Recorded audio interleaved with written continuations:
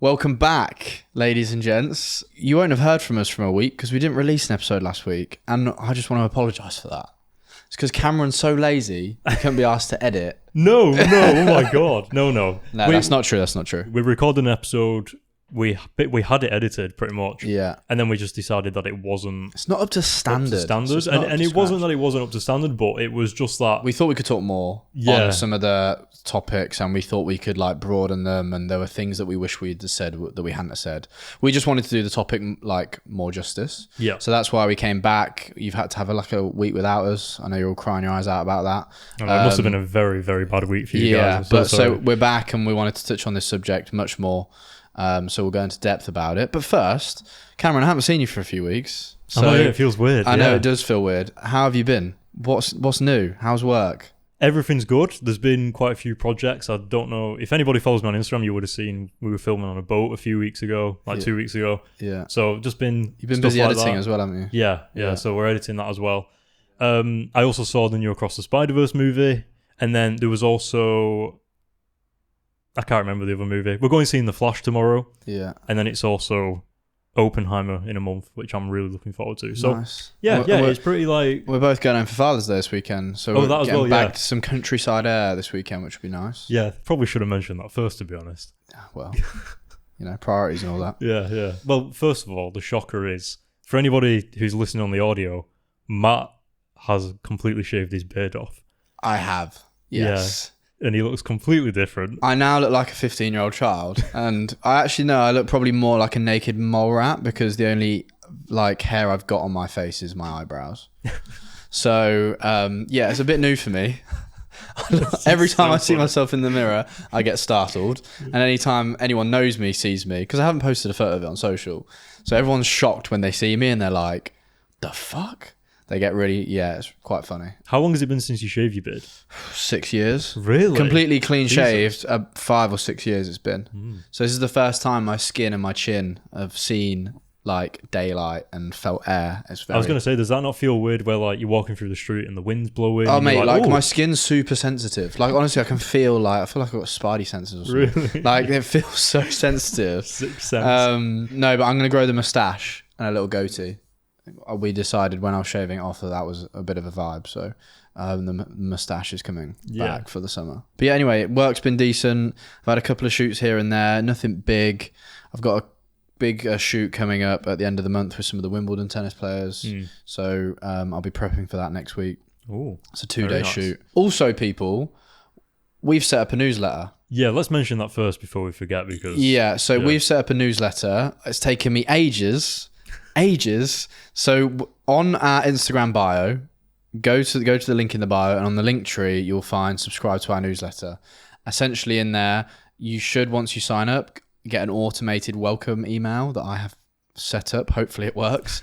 But you'll get some tips and tricks from us, some little insights, and then we'll try and send out a newsletter regularly on when an episode has come out, a few little tips and tricks for the industry and some feedback and some reviews on some stuff, and we're just going to share some info on there that we think would be quite helpful. So please go and subscribe to that newsletter. It took me a while to do, and so far me and Cameron are the only people who subscribed and my girlfriend. So yeah, this is the first time we're announcing it. This is the first time we're announcing it, but we would appreciate it if you could go and subscribe. Yeah, I think it's exciting as well because it's going to evolve over time.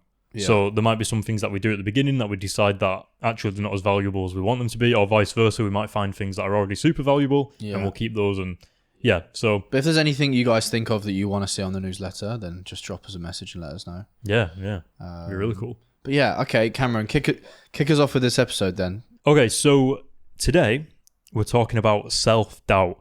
And Matt, actually a few weeks ago, put on his Instagram story about some of the things that... Well, one of those question things, a question card? Yeah, I just did a Q&A on my story, and it was what does everyone struggle with most in the creative industry? And so many people were self-doubt, imposter syndrome, not thinking their work's good enough. Yeah. Which is a huge topic. Yeah. And I think we can all relate to that, but obviously me and Matt have our own experiences with self-doubt and imposter syndrome, and maybe some things that we do to sort of overcome those things, or maybe we never overcome it and we just learn to live with it, and we just learn to accept it as part of the journey of being a creative, so that when it does happen, it's not something that completely takes us out. So first off, shall I start, or Yeah, you go for do you want to start? So he's got his notepad out loads of I have some so notes. He's made some notes. I have some notes. I'm more of a unfortunately, freestyler. So with self-doubt, I think a lot of people run into the fact that they think that the work's not good enough, or they get to a point where they stop posting work because they make the work and then they don't like it, and then they think, it's not worth it. And they kind of, eventually a year goes by and you realize that you've put out like 2 things and you've probably made like 50. Like, I think we've done it a few times, even with just the podcast, where we film something and it might be good enough, but we just, I feel like a certain standard. I don't know, people are more susceptible to that than others. I don't really get hit with self-doubt with my work, but I know some like other photographers that it cripples them to the point where like they think all their work's crap and they don't post most of it and they don't share any of it, and they're just like, nope. I don't get it that bad. I don't know, you might get it more than me. I'm not sure. I feel like I do have self-doubt, but it's kind of burned into my DNA. Yeah. And I don't allow it to affect me. So I can have self-doubt, but as long as it doesn't change my decisions in the physical world. Yeah. If you have self-doubt, you can still go ahead and try it. You just kind of worry that it's not going to be good enough. Yeah. So as long as it doesn't stop you from doing anything, that's kind of where I try to stay, if that makes sense. Yeah, no, okay, fair. Because I think at the end of the day, like art's subjective. And there are so many other things, like, so people will have shared work and they're like, I hate this. And I'm like, man, that's such a good image. Or like, I absolutely love it. And there'll be things that, you know, you create that you love, but other people don't, and vice versa. Yeah. Art's subjective. So, and I think people can be so critical on their own work that they're like, well, this isn't good enough. This isn't good enough. I just look at each bit of work as like, this is the project and these are the variables that I had at the time. I had this studio to work with. These are the models that I had to work with, or this was the concept. And it just is what it is. Like what I've created is what I've created in that scenario under those conditions in that environment. And that's how it's going to come out. And that's what it is. And like, it might turn out how I wanted to. Great. If it does, thumbs up, I'm happy to share it. If it hasn't turned out, okay, cool, but like I'll just get on to creating the next thing. But I'm more stricter now with the work I share because I hold myself to a certain level and I don't want that to go sit on my portfolio if it's not up to standard. That's an interesting part to touch on because, again, in my experience, when you're first starting, and I think probably in every creative's experience, when you first start, you don't have like a baseline of what's good and what's not. You just I just want to finish this piece. Yeah. And however it turns out, that's it. Yeah. And so if you go back to some of your old work, you think, oh my God, like how on earth did I upload that? Well, I think a big issue with people not wanting to share and like the expectation is the expectation. It's too high. The expectations that they've set. And I think a big problem is they're looking at all these other like famous photographers and their work, and they're comparing their work to theirs when they're 10 years down the journey, down the line. Yeah. So my work's not as good as that person's works. Therefore, like I'm not going to share it because they're setting the bar as high as their idols. And if you're constantly consuming that work on social media and you're constantly seeing incredible photographs off high-end campaigns where the photographer's being paid like 10, 20 grand for that shoot, and you're not in that position yourself, you're not there in your journey, but you're comparing your work to that's only going to damage you. Yeah. That's when the self-doubt creeps in. That's when you're like, I don't want to share it because it's not up to that level or not up to that standard. Yeah. And like, that's just damaging. And that's why I think it's really dangerous about what you consume on social media and what you're comparing your work to. Definitely take inspiration, but there's a fine line between it being in the inspiration zone and then creeping over to like comparison. That's actually what I struggle with unfollowing people on social media because of that. Because you almost think, if I unfollow a certain type of hashtag or certain follower, then you don't want to miss something that might give you the inspiration later on, because people do good work. Yeah. Right? Yeah. But taking it back to like what you was talking about, what do you think are the different ways of self-doubt in terms of, so you got social media, but then you've also got self-doubt of your own work and how that impacts that, but then also the comparison aspect. Yeah, they all kind of intertwine. Yeah. To be honest, there's obviously loads of different legs to it, and it's like, you know, the comparison, the expectation you hold on yourself, and you know, it might be because you know you can produce work at a certain level, but the work you're producing is not there. But like, then it might be a really cool concept, or it might be a cool image that someone else loves, and if you don't share it, they're never going to see it. Yeah. And it comes back to that. I always say this analogy. I always say it. The Ed Sheeran analogy, what he talks about in his documentary about a leaky tap. He's like, if you start out being a songwriter, it's the same as going into a really old house and you turn on the tap and the water's really dirty and it's going to be spitting out dirty water. You're going to be writing crap songs. It's all going to be shit to start with. And the longer you leave the tap running, a bit of clean water comes out. Oh, that's a good song that you'll write.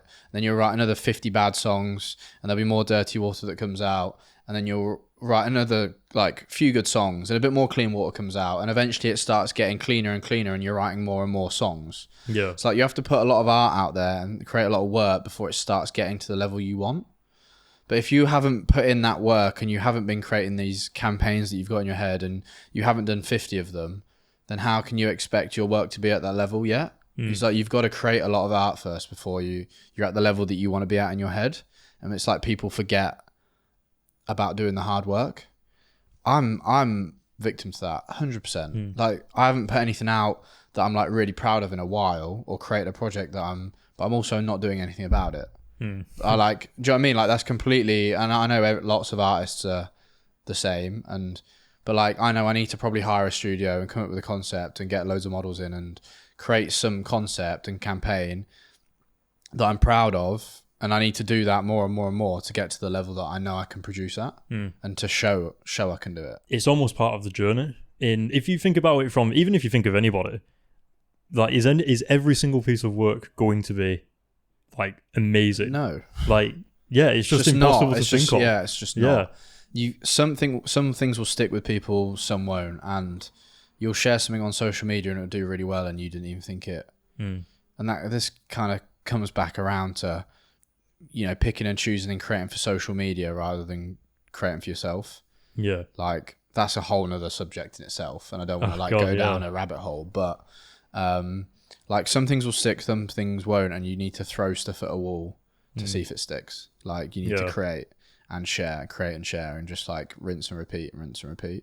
As long as you're creating and you're enjoying it and you're having fun and it's to a level that you're like at least like happy with. I don't want to say like, because you're not always going to be happy, but at least to a level that you're satisfied with the creative and what you've executed, then like just get it out there and share it with the world. Yeah, well, I think if you have your own bar, that's just by nature. Like you're not going to really, what might look complete to someone else isn't complete to you, and that's like where your own standard comes from. Yeah, exactly. Just wait for the siren. You maybe just need to then review how high you've set the bar for yourself and your own expectations on your own work. Yeah. If you're sat there and you're listening to this and you're a person that's never happy with their work and you're always really self-critical about it and you don't want to share it, well, maybe just sit and think about the bar you've set for yourself and how high the expectation you've put on yourself is and understand that you need to go through a process to get better. You also need to think of the audience that you're making the content for. So if you're making it for social media... content. Work. Project. Art. Whatever it is. Yeah, some people make content, but it depends what kind of artist you are. Yeah. Art, project, content, whatever. You have to find out, you have to choose what audience you're making it for, because if you're making it for social, then you're going to do things differently. So with social, you want like a hook at the beginning, you want all these things because people's attention's so small. But if you're making art for yourself, it doesn't matter what, like it's just like, I want this way. But it is in the back of our heads. Like, well, that's why you have to choose, because it's like you have to make the decisions and know that you're probably not optimizing your art to do the best on social, but you're optimizing it for your taste and your quality and your standard of work. And it's always in the back of your head. Like when I'm thinking of a campaign, I'm like, would this like do well on social media? Like, would a lot of people like buy into it? And because then it's like, well, if a lot of people buy into it and a lot of people share it, then there's more chance of it being seen, and therefore there's more chance of me picking up work. Yeah. Just from a completely egotistical, like selfish standpoint. But like, I'm trying to get work. I'm trying to earn money. And that comes through like me like putting my name out there and finding new clients and new people. You do wonder how much social media or just like the platforms that you're creating for have influenced your own creative thinking. Massively, because that's where we share it. But the people who are viewing it, as you said, you're sharing it on social, so the people, your audience are on social, so they're going to view it as a social audience. Yeah. Because I remember, I think back to some other projects, like some of you, if you listen to the first episode, like I used to have a YouTube channel, and I remember, like I look back and the YouTube videos weren't optimized for YouTube. They were just videos that I thought were what that I want. I didn't have like a baseline of like, this is how things should be. It was just, yeah, this video is good. I'm just going to put this out. I didn't really care about any of that. And now I look back and I think, and I'm like, God, I won't even consider making a video like that now. Yeah, but it did well. It did well, but that's what I mean though. It's just so... Yeah. You almost have to plant your feet and remain... Creating for yourself. Like solidified on your own vision. Okay. And your own standard of work, regardless of like what the landscape is looking like in a way. Yeah. Does that make sense? Okay. Which is difficult. Yeah. Because you almost change without even realising it, right? No, it's definitely... And it's like, work is viewed so differently when it's not on social media. So like, I've been to galleries and seen work printed out really big and just had a minute to, and it's lit really well. It's on a nice frame and I look at it on a wall and I'm just like, wow, like that's incredible. Yeah. But if I saw it on social media, I definitely would have just scrolled past it. Yeah. And it depends. Like, that's what I mean. We're so used to consuming stuff on social media so fast, flicking through things in a second. Someone will see your work, double tap it, a second later they're gone. They haven't stood and watched and looked at it and appreciated it like you would in a gallery or you would in a cinema. Well, it's on a small screen. And, yeah. So it completely depends on like where people are seeing it. Yeah, because the same photo might not have been taken if the photographer was going, it's not going to look good on social. That. Yeah. Compared to like, coming back from social media, I want to talk about how self-doubt impacts us. Okay. And so I have self-doubt basically all the time. Like you've seen it in the office where maybe I've got a shoot that's coming up that's pretty big or there's a lot of responsibility and I'm kind of running around like crazy. Yeah. And the self-doubt is there, but I always try not to make it so that I make decisions from like a self-doubt. Yeah. So you're not letting your anxious brain take over. Yeah, you're like still making decisions from like your logical part of your brain. Yeah. I also think self-doubt, depending on who you are, you can use it as like a utility of making sure that you do like you work hard and you go like the extra mile. And it's just one of those things. Again, it kind of blends into your standards, but it's like your standard is like from self-doubt of not believing you can do the work good enough. So you put all the effort in and it becomes good. But it's only good because you're worried that. Well, see, that for me is more nerves, not self-doubt. So, like, if I'm nervous for a shoot, I am like meticulously like going through everything, make sure everything's fine. Have I packed my kit the night before? Like, you're going through all these steps because you're nervous about the shoot. It's an important shoot. It's a big shoot. Yeah. So, true. That for me is more like coming from a place of anxiety and nerves. If I'm nervous about something, I'm making sure that everything's like running correctly. I packed my bag the night before. There are no mistakes on my end.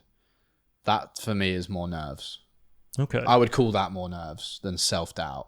Okay, that's a really good point because by the sounds of it, we have like our own definitions of what self-doubt is. Yeah. Which is probably what all the other people listening to well, self-doubt for me is like, oh, I can't do this. Like, I can't do this job. Like, I know I can execute the job. Yeah. Like, I back myself 1,000%. Yeah. But I'm just nervous. So therefore, I am making sure I pack the night before, batteries are charged, everything's double checked. Like, do you know what I mean? Do you know, it's funny you kind of mentioned that because it kind of leans into a little bit of imposter syndrome, I think, but a lot of times where my self-doubt comes from as well is when you get to a certain level of a project and then you've done it well and you're on the other side of it, but you almost believe that you've done it wrong because you didn't imagine it to be so easy. Right, Does that make sense? Yeah. I didn't need to worry that much about it. You didn't need to worry that much, but then you also think, well, am I that good that I'm at that level, but it doesn't feel like it because I'm surprised that, oh, wow, did it? Like, I could do it with my eyes closed. Yeah, I felt like that after the Chelsea shoot.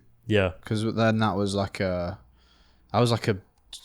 big day, like 50 people on set, the players on set, Nike are on set, Chelsea are on set, Soccer Bible are on set, and afterwards I was just like, oh, it's just the same as any other shoot. Like, the scales changed, but like I'm still putting my camera in the face and directing the people where I want them to be, and nothing changed. Yeah.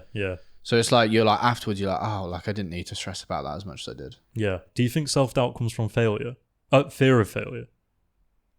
Because I think it does, but luckily I don't let the self-doubt change my decision, so it doesn't impact me. It's just something that's in the background, and it's like, well, just get on with it. Yeah, so I think self-doubt comes from like, it's the anxious part of your brain like trying to protect you.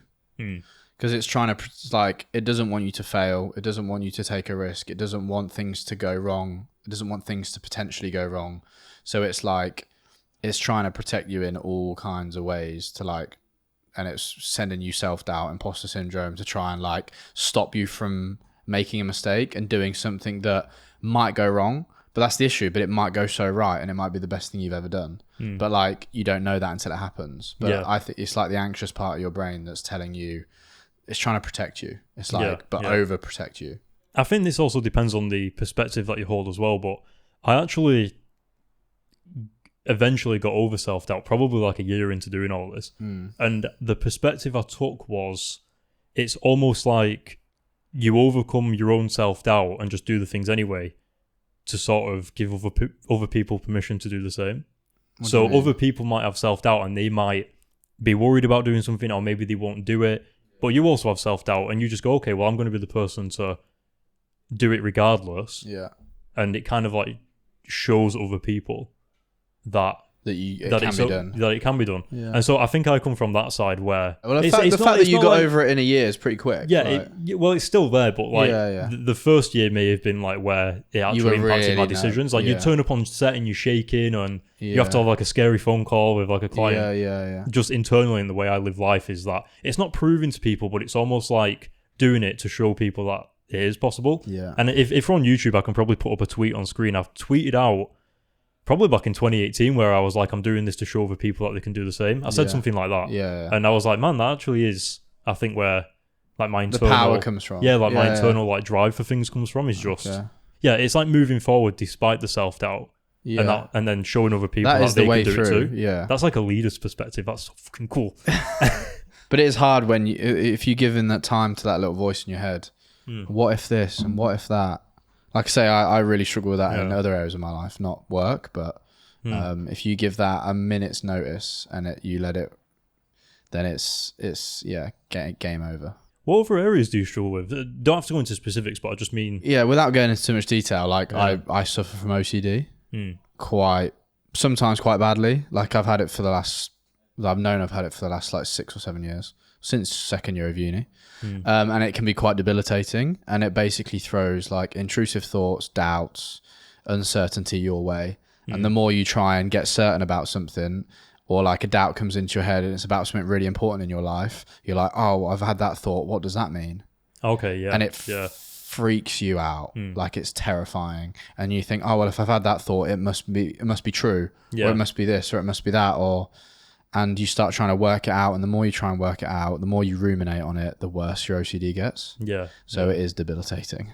Just for the people listening, though, I think people think that OCD is like where you're really bothered about having like pens straight and stuff like that. I mean, I feel like this is a whole nother conversation for another podcast. But like, the classic that everyone thinks is that OCD is stuff needs to be really organized. It needs to be really clean. It needs to be like pen straight. It needs to be tidy. Like when I say that is the tip of the iceberg for an OCD sufferer, I really mean that. Like it's probably like 5% of the community. OCD for a large number of people is many different subtypes, but it's mainly intrusive thoughts and then doing compulsions to get rid of those intrusive thoughts. So I've had a doubt about something, and then I basically ruminate about it for the next 20 minutes trying to convince myself that thought wasn't real. And it's mainly attacks the things that mean the most to you and matter the most to you. So like I suffer from things that, mean the most to me, and it'd be the same for most other people. So an example would be a newborn child. So like a mum who's just got a new child, and she's terrified that she's going to harm it or hurt it, or it's going to get ill because she's not looked after it well enough. And she'll have all these intrusive thoughts about like, what if my baby stops breathing? What if I like accidentally push it off the bed, or like, and you panic over those thoughts and you're like, oh my God, like, what does that mean about me if I've had that thought? Does it mean I'm true? Does it mean... And then you're going into panic mode, and then you start ruminating, and yeah. So like without going into too much detail, like that affects me in other areas of my life, not work, and it never has gone into my work, and I don't know why, but I hope it doesn't. I wonder if that's because you feel like right at home, like when you're working, you're like, oh well, I know this, and maybe it's because like I'm not out my comfort, but I enjoy the other parts of my life that it attacks. Do you know what I mean? But like it's because it feels so important to me. But I feel like an individual shoot doesn't feel so important to me because there's always other shoots. I don't know if that's why it doesn't attack that area of my life. Okay. But like, I can heavily relate to doubt, uncertainty, and like the anxious part of your brain convincing you of things that aren't true. Okay. Majorly. But just not necessarily in my work life, which is interesting because obviously I know this is a podcast for creatives, but I've always backed myself with my work. Yeah. I have got really, really nervous for shoots, 1,000%. And I get stressed and I do get anxious about them. But I use that anxiety to be like, right, well, prepare as best as you can, double check you've packed everything the night before, like controlling the controllables. And I really like your analogy of like not letting those doubts and thoughts like impact like real life. Yeah. If you can still make the decisions, but you make it regardless of the self-doubt, then it's like, okay. Yeah, there's a power in that. It's powerful. Yeah. Like Alex Mosey spoke about this actually on one of the podcasts. He said that you like outwork your self-doubt. Self-doubt is always there, and the only thing you can do is provide evidence to yourself that you are good at what you do and you are capable of doing these things. Yeah. Because eventually you have to look at it and go, well, I've been doing this for 5 years and it's never really gone wrong. Yeah. And then you go, well, obviously the self-doubt is just incorrect. Yeah. Because I've got loads of evidence. So that's you're using your logical brains to try and like look for evidence. See, I can't do that with OCD. Okay. If I then start to engage with it and I'm like, oh, but like I was fine when X, Y, Z and like this, but this was fine and this was fine, then you're ruminating and you're doing a compulsion. You're like, you're trying to reduce the anxiety and get rid of the intrusive thoughts by thinking. And then it's just a cycle that goes round and round. You have to like let the intrusive thought be there without actually like touching it, engaging with it, like ruminating about it, analyzing it. You're like, you've literally just got to like leave it and let it be there, but not touch it and get on with your day-to-day life. Which is hard. Yeah. Hard. Wow. Okay. But for the people that aren't OCD sufferers like yourself, then like use your logical brain to like give yourself evidence and write that down, and that can help like 100%. What do you do to maybe have less effect with self-doubt and and it's good this because we've got two different perspectives. Yeah. Well, like I say, I don't from a creative standpoint, like I don't suffer. I feel like I don't suffer with it too much. Like I think I back myself and I back my work and I back my ability. But I would say like what has helped me be less nervous for big shoots is being on big shoots more. So like as in like just gaining experience. Like I've been doing it now for 5 or 6 years. I've been on some big sets. I've shot some like moderate sized campaigns and like I've got used to being in that environment. So now when I jump on that environment, I'm no longer as nervous. Yeah. So like when I did my Anthony Joshua shoot and I shot AJ for bulk powders, that was my first like big time athlete, like all that kind of stuff. I was absolutely cacking it. Yeah, I can relate to that. So nervous, like, and the euphoria I felt when it was done, mate. Like I never experienced a high like it. Yeah. Like I don't do drugs, so like I can't sit here and say I've experienced a high, but as in like a natural high, I could not stop smiling. Like I could not be happier. Man, I was like blown away. Yeah. Honestly. And it was Erling Haaland when they won the Champions League final the other week. Okay. He was like, it just feels like there's 100 kilos like dropping off your shoulders. Yeah. And I feel like I know it's different. We haven't just won the Champions League final. You've built something up so much in your head and it just falls away. Oh, that feeling is just like so nice. The AJ one from last year that I shot was one as well. So it's weird how we had like a similar experience with the same person. Yeah. But once you're in it and once you're doing it, you just...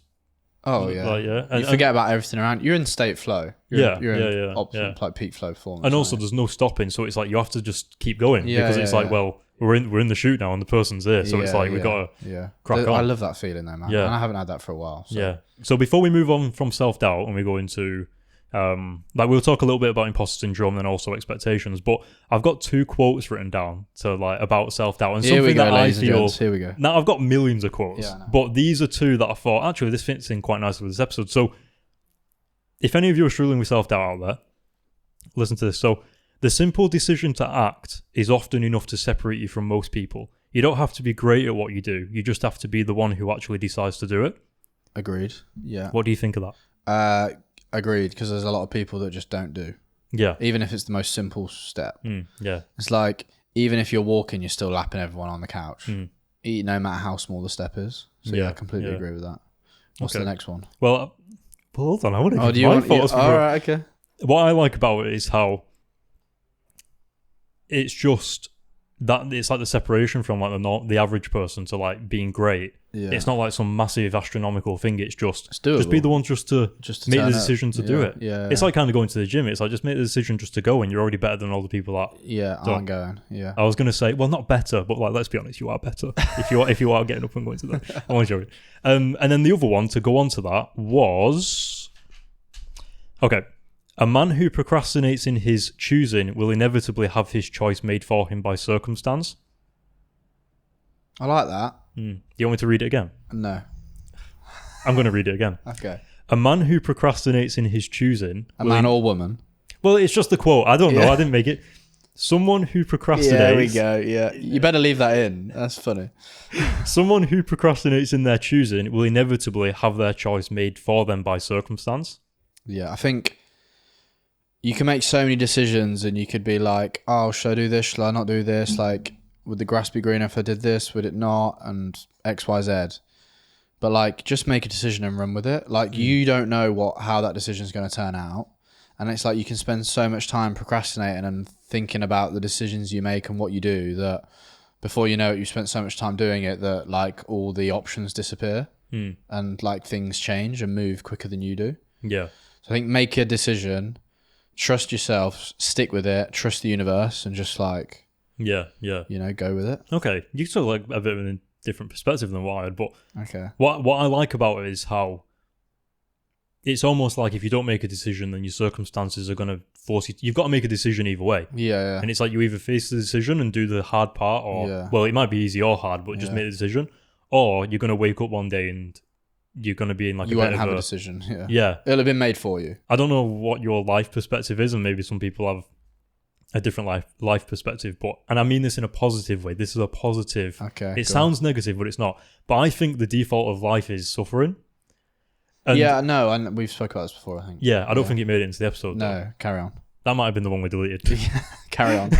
I think the default of life is suffering because if you literally sit and do nothing and you do it for a long time, you're going to run out of money, you'll lose your job, your health will deteriorate, like you might even lose your house, like all these things. And so it's like a spring where the default is you've got nothing, you basically aren't, like your health and all that is bad, and there's like a little bit of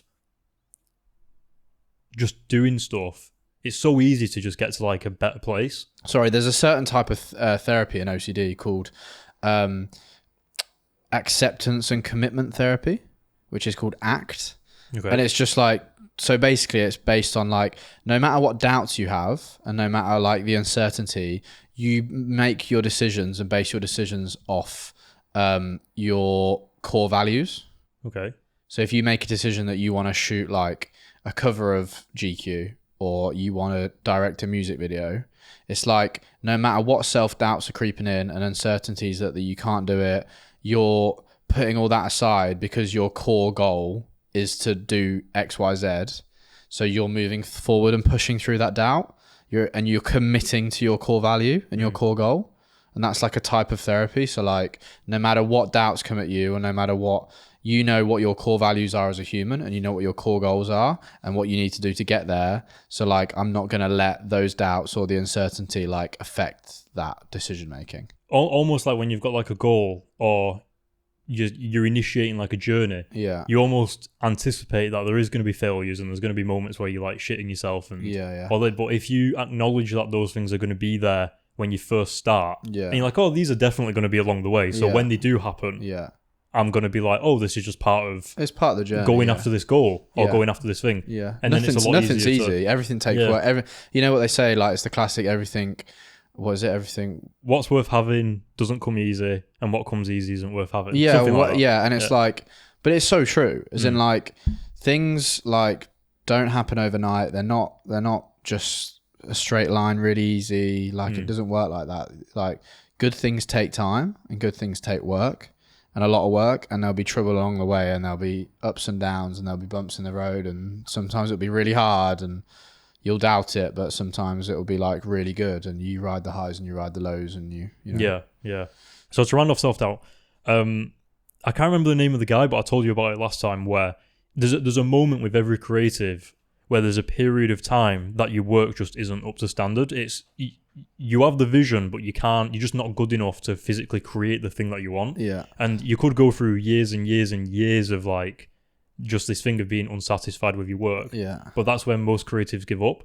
They do it for like 10 years and they think I'm still not like creating what I want. Yeah. And then he says, and then one day he says you'll be able to create exactly what you envision. Yeah. It's your taste that got you into the industry and what's Yeah. good. Your taste is the thing that's like, what's that thing? It's like You've got it's like an eye gold for dust. it. You've got the eye for it. You know what looks good. Yeah, You know, yeah. And he says, and if you can just like push through and not give up, Yeah. then that's when eventually you'll be able to make that and put it out into the world. Yeah. And obviously, if you have it's about overcoming self-doubt in terms of, you know, if you let self-doubt do its thing. I see it all the time on like, and I can't believe this. I don't know if you've ever felt this way as well. Like on Facebook pages, there's loads of people, whether it's photographers or filmmakers, that go, been doing it for 2 years. I'm going to give up. Like, I just can't. And I'm thinking, I've never thought that. Like, have you ever thought of like, oh, I'm going to give up? Well, not give up, but like, it doesn't even enter my head. It literally is like, it's this or nothing.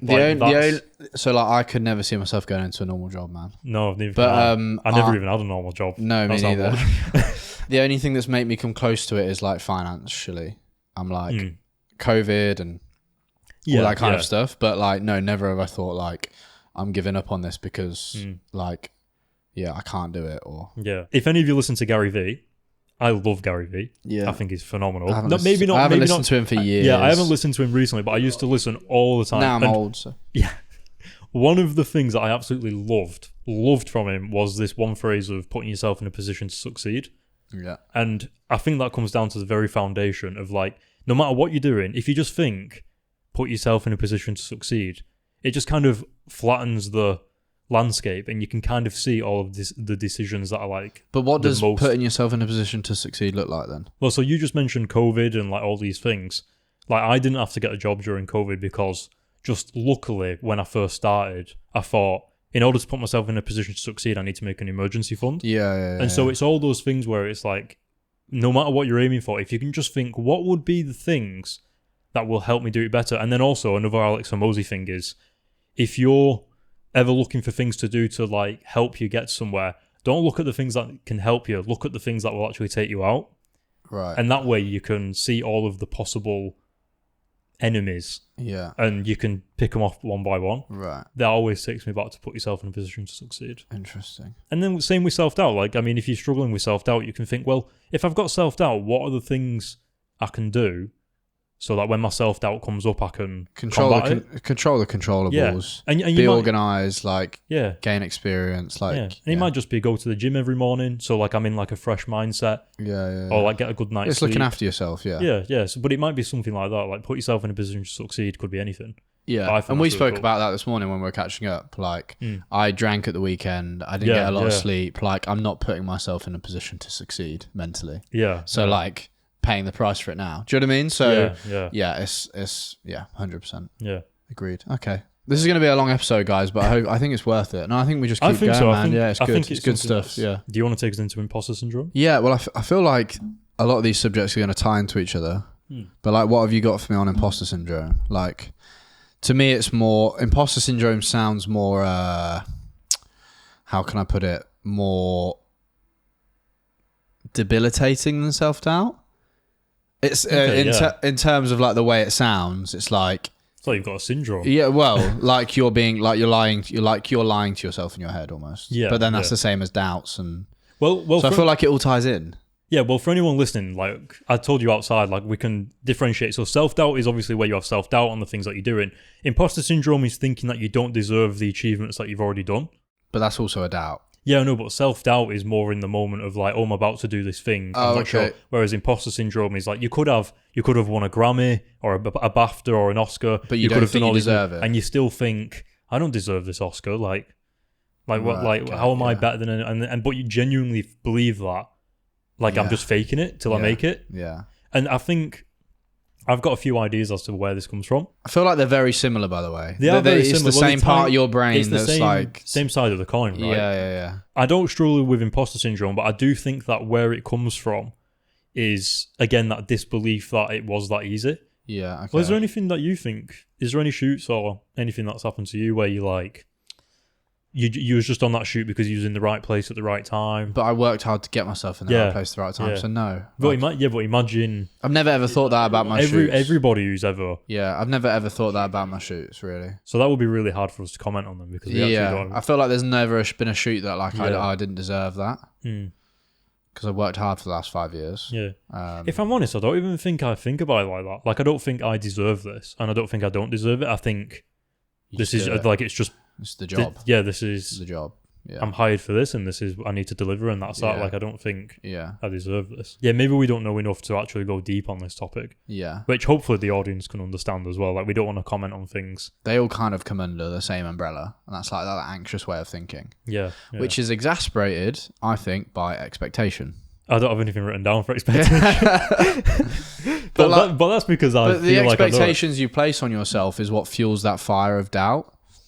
So like you've got in your head, like you have in your head the way you think something should be, and you think it should be that way. And if it doesn't align with that, or it doesn't work out that way, like, and it doesn't go the way you expected and the expectations you have, then like your self-doubt, your brain, your uncertainty will just get worse and worse and worse. Yeah. And I struggle with this, so I want to ask you, like, how do you lower your expectations? Or do you drop expectation? Or do you just drop all expectation? Just create and do good work, and whatever happens, happens. Like, I feel like that's the healthiest way to look at life. Okay. But like how do you change your expectations or like drop them? Because I feel like they aren't healthy. Okay.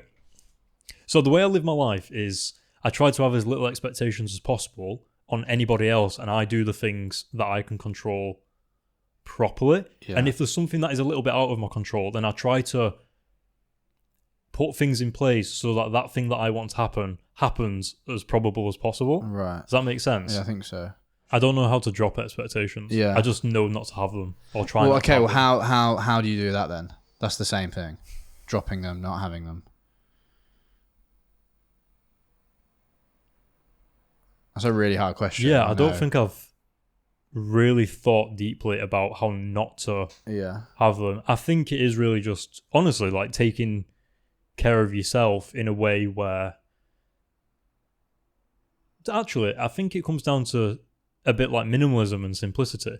A simple way of life. I'm already content with what I've got. But that's, and I think comparison's a big killer there. And like what you've seen on social media and how other people should be, and like... And I think like you think, oh, well, I expect that in my relationship, or I expect that in my, which I think so like this is a big problem with social media. In general. That is so true. It comes back again to like daily gratitude. Like I journal every morning, and it's like, okay, well, I am grateful that I'm alive today. I'm grateful that I've got a shoot that actually pays me, even if it's not something I want to shoot. I'm grateful that I actually have a camera that works. Like I'm grateful that I've got a roof over my head. I'm grateful that I've got good people around me. Yeah. Like the simple things in life, and like really stripping it down to like its bare bones and being like, I'm content with what I've got. Life's okay, mate. Chill out. If you ever have a goal, so I don't know if you've ever heard it, but the world reveals itself depending on your aims. Yeah, well, it's like The Secret. The book. Kind of that as well. Yeah. I haven't read that, but Conor McGregor's finished phenomenal. I just finished it, yeah. Yeah. Tell me later. Yeah. But I think everything else outside of it is just noise. Oh, mate, 100%. Well, you hear all these people that are like, you know, like, it's like, oh, you want this car, and you want like this other relationship, and you want this money, and you want this house, and it's like, you want to achieve this and achieve that. But like, you'll keep going round and round and round and round until you get to 40, 50, and you're like, damn, like that ain't all it.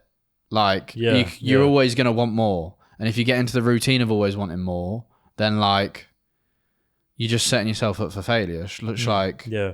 Like, if you can't be content and happy with what you've got now, then, like, are you ever going to be content and happy? Unless it's making you miserable. Do you know what I mean? But, like, if you're blessed and lucky and grateful for what you've got around you, then, like, learn to sit with that and be happy with it. Else you're always just going to be chasing and on this wheel that never ends until you die. Yeah. And I feel like it's not until you hear these people that get older and they're like, I'm just grateful to, like, be alive, and I'm just grateful to, see my grandkids, and, like, that's enough for me.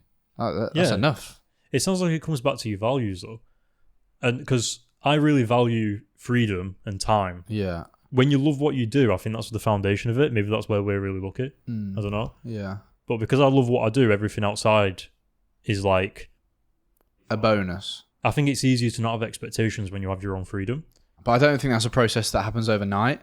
I think that's like slowly you're changing the way you like look at life and look at things and things in life. And that comes with time. Well, maybe put yourself in a position where you don't have to have expectations. And a good example of this is if you work really hard. Like I work all the time, basically. Yeah. And so if I have to work on a certain thing longer than I anticipated, or I have to do like 5 shoots in a row because whatever, well, it's like, well, I'm going to be working anyway. As in like being okay with every scenario, no matter how it plays out. Oh, well, I have no I didn't have any expectations for it, or I dropped my expectations. Like, if it doesn't pan out that way, it doesn't pan out that way. And again, it's this like mindset of like minimalism, acceptance. Like, it just is what it is. If it is what it is, or if anyone's seen Across the Spider-Verse, canon event. Here we go. The best thing to do is just not having it, and I think expectations also come from a little bit of entitlement. Yeah, I think it sounds so Gary Vee, but like the market is the market. But also, what's that?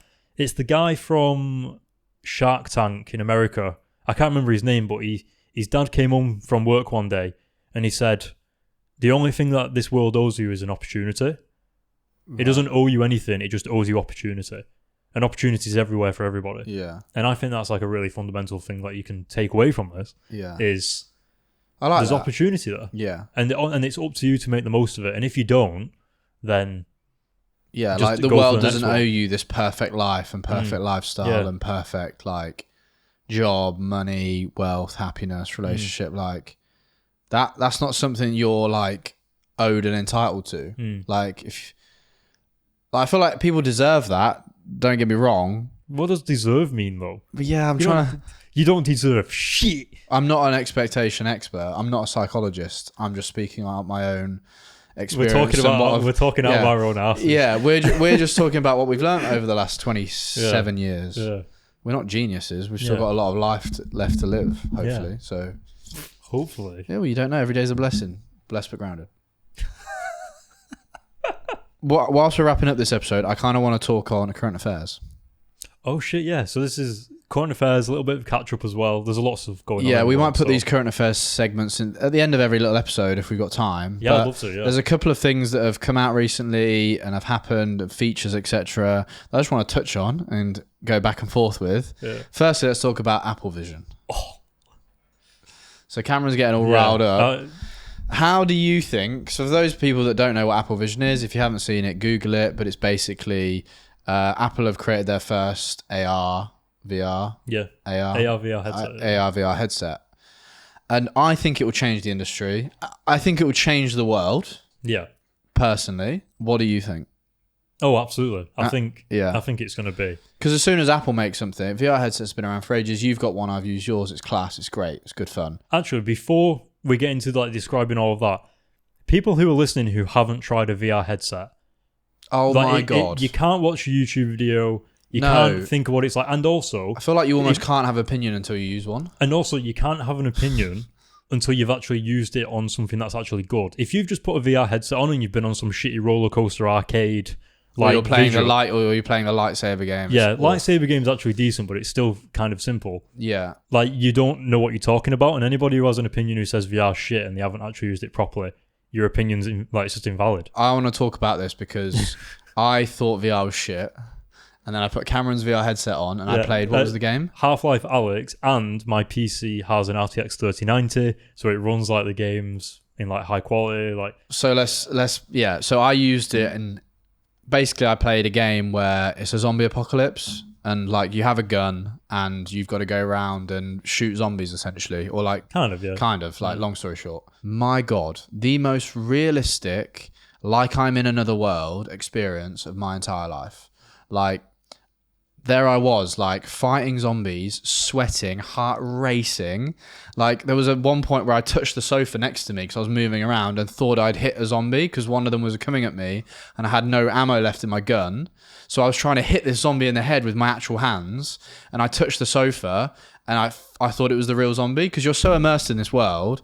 I freaked, basically threw the headset off, had to sit there for 15 minutes to like calm my heart rate down. Yeah. Like, it felt so real. And that's like, the tech's just getting started. Like, do you know what I mean? Like, that's not even like touching on like what it could be and how realistic it could be. Yeah. So the fact that I felt like I was in another world, and like Apple are just going to do it even better. Like, you just, and that's just a video game. Do you know what I mean? Yeah. Well, Apple's, I don't think is tailored towards like the VR gaming. It's not tailored towards gaming. I think Quest is still going to be the leading one for video games, but it's just crazy how your perception and your hearing and your senses can just be fooled so easily. As soon as you put the headset on, you genuinely feel like you're immersed. In a you look world. around the room and the whole room is like, you're in another world. Like, you're looking around and there's everything around you. Yeah. As soon as Apple release a product, you know it's going to be in everyone's homes and everyone's hands. So the fact that you can now put on a headset and have your computer screen and like 4 200-inch fucking computers and everything come up, and you can just do everything through your headset. Yeah. Like, that's nuts. And you won't need a monitor anymore, and offices will change. And Apple Vision Pro just looks phenomenal. I'm going to get it. $3,500. I don't give a shit. I'm going to buy it. And the reason why I'm going to buy it is because people can look at things and they can frown upon them, and they can say, oh, like, you know, it's a lot of money. Like, it's the first generation of the product. It's going to have a bunch of problems. But I think it's kind of like AI. The sooner you get into this shit, this stuff's going to be the future of... Like, in 10 years, you're going to be putting your fucking MacBook on your face. Yeah. So why not spend the money? Like, see it as more of an investment. Why not do it now? Get good at it. Get good at it. And also get used to like how things are going to be filmed. Have you seen... They have like those 3D cameras where if you take a picture, it's like... Or a video, it's like 3D and you can lean into it. Yeah. And it's like, that stuff's going to be in filmmaking and photography. And it's like... Well, it's technically an entirely new platform. Imagine if social media gets made from that, like a new social platform. Well, I imagine like people are going to be watching films and stuff on them. So now films will be made for VR headsets in a way. Yeah. Like, imagine a cinema. I imagine a cinema in 40 years' time won't be looking at some screen. It'll be everyone having some mad surround sound headset on, because it'll be a much better viewing experience. Yeah, this is why it's so good, because it's the first time where the graphics are like of quality. They also don't have any controllers. It's all like hand gestures, and it tracks your eyes to look. Yeah. And it's like so much faster pace. Just seamless. And so obviously we haven't used it, but the people who have used it, like Marcus Brownlee and all these other tech reviewers who are usually quite, and they're not cynical, but they're quite like, you know, they're well grounded. They don't fall for all like this tech first generation stuff, and even they were like, holy shit, like this is going to be that's impressive, amazing. So I'm excited for it, and I think I cannot wait to edit on this. Like, I cannot wait. Like, imagine, so the way my keyboard is set up editing, everything is on my left hand, and I don't need to move my hand, so I can just keep it on the same buttons. And then mouse, and I can imagine being lay on my bed, keyboard here, mouse here, and I'm just looking at a giant, and screen. I'm just like, oh my god, it's gonna be fucking amazing. Well, I'm excited for you to get one so I can come around and play with it. Oh shit! I think it has a guest mode as well. So like, because it's like an iPhone device, you know, like where you have like your own iCloud on and stuff. Yeah. You can't really give your phone to someone and be like, oh, just use your own profile. Yeah. Whereas I think this will be different. Also, so other things as well, probably irrelevant to what Matt wants to talk about. Spider-Man got announced to come out on October 20th, the new Spider-Man game. Right, yeah. Buying a PS5 for that because the bastards are making it PS5 exclusive. The Flash comes out tomorrow. Oh no, it's already out, but I'm going to see it tomorrow with Jack. Yeah. Carry on, what else? What else is there? Oh, let's talk about the Instagram blue ticks. Oh, shit. So the Meta. So... Yeah, explain it. Basically, Meta released this feature recently where you can now pay for a blue tick on Instagram. And apparently, you could do this on Twitter for a while. I didn't know this. Oh, yeah. Well, when Elon Musk took over, he created like verified tiers. Right, okay. So you could pay for a blue tick. Yeah, well, they released this feature, and it basically says you can pay £11 a month. You get a verified blue tick. You are more like, you're better security-wise. I think that was one of the features. It was like, you are like more covered security-wise. You'll get better customer service if something happens to your account. Which is kind of bullshit. Like, you're literally just making sure. That's like when you're telling a client, like when you want to price something, you go, yeah. I'll reply to your email straight away. Well, how true that is, like, I don't know. But yeah, so there was a list of all these different features. And so yeah, it came out. So I think not everyone can do it. I think it's only like creators, or if you've got a certain type of account. Yeah. But yeah, you pay like $11.99 a month or whatever, and you get a blue tick. So some people have done it. I have. Others haven't. And I've seen a bit of like, I don't want to call it beef, but like... Well, yeah, well, tell us why you're mentioning it. So like other photographers and people have been like posting on their stories like, oh, like, can't believe some of you have paid for a blue tick. You're just chasing clout. All you care about is clout. Like, just wait until you've made it in like the real world when you get your blue tick and all this and all that. And yeah, get verified properly. Get verified properly and all this kind of stuff. The reason I bought the tick is for a networking tool. If I've got a blue tick next to my name and I reach out to a brand, or I reach out to an athlete or like someone I want to shoot with, the odds of them seeing it and responding to my message now go up considerably, because DMs would just get lost and all that kind of stuff. But if someone that is also verified sees a DM come through and it's from another blue tick, they're just way more likely to read it. I don't know what the percentage is, but I just know that for a fact. I know if someone messaged me and that was a verified account, I'm way more likely to read it than like a random like person. It's just true. Yeah, do you know what I mean? It's just an investment into better business, basically. And the proof's in the pudding. I did that with an athlete recently, reached out to them, and like we'd been chatting back and forth, but like then my messages kept getting lost. And as soon as I verified my account and I reached out to them again, they got back to me and were like, we can do a shoot this weekend. And then I did the shoot with them, and then it's already paid for itself. Yeah. So like, I don't care about the clout. Like I don't want to be bloody Instagram famous or some influencer, or like, I just want to create and enjoy creating. And like, it doesn't bother me. Like I couldn't care. Me 3-4 years ago could care.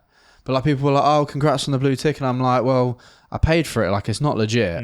I'm just using it as a networking tool. And so far it seems to be helping. So like, why not? Well, I think you got the tick. And because I was on my notifications on Instagram, I think you must have like liked my story or something. Yeah. And immediately I phoned you and I'm like, you've got the verification thing. And it stands out. If you're scrolling through DMs, it's there. Yeah. And I think, famous people or whatever, they have like a verified section, do they? In the messages? Or is that just Twitter? I don't know, actually. I think they might have like a verified... Oh, really? Like sub inbox. Oh, okay, right. The blue tick means something different now. It used to mean, oh, you're verified and oh, you must be like a person of influence. Yeah. It doesn't mean that anymore. No. And that's what people are having a problem with. And that's what they had the problem with Twitter. And I also think if you're a creative who's got a problem with people having a blue tick and paying for a blue tick, then you can have the opinions you want. You're just going to get left behind. Like you can sit there and sulk about clout and not like, oh, get verified properly and all this shit. But like, okay, well, whilst you hinder yourself reaching out to people and not getting seen, we'll pay for our blue tick and we'll just inbox someone and get seen straight away, and we'll get shoots and we'll make the most of it. And I don't think it's a hindrance. It's quite that is controversial. If you're a creative and you're actually posting stuff about it, and I don't know, just like shouting people out and stuff. But it's like you're clearly annoyed about it. I think you're just insecure.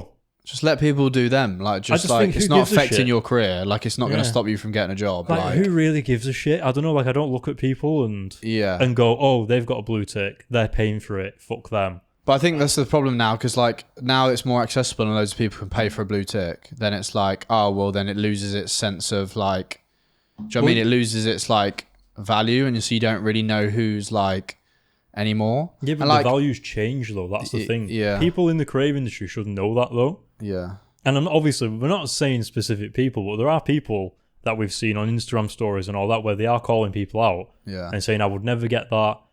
And it's fine.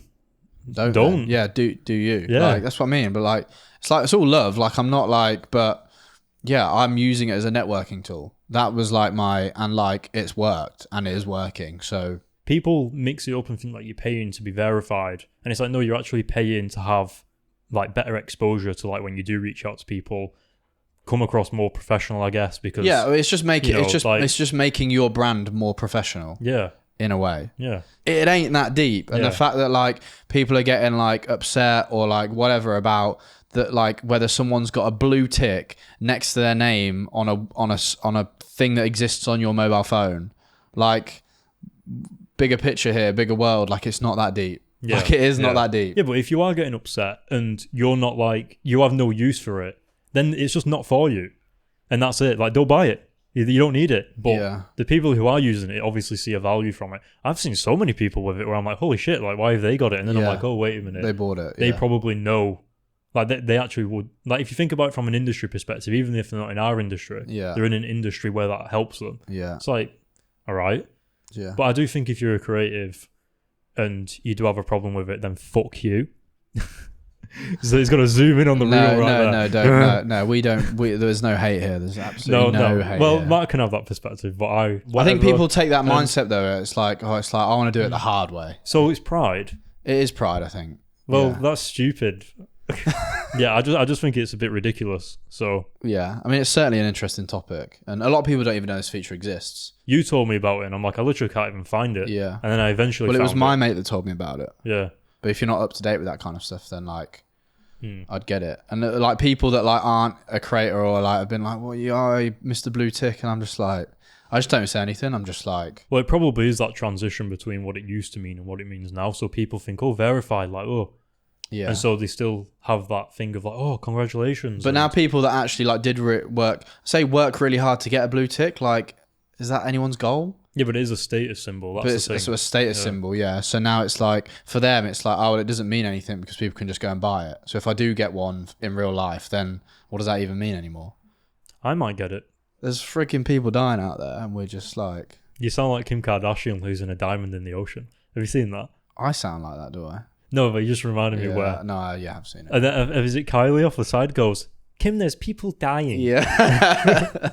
Okay, well, there's some good little topics there, but I think that wraps up our current affairs. Mm-hmm. It's very fun. Yeah, if anyone's got any comments on it or opinions, like, we're a community here, guys. Like, we're a creative community. We're trying to build like a little community within Late Invoices.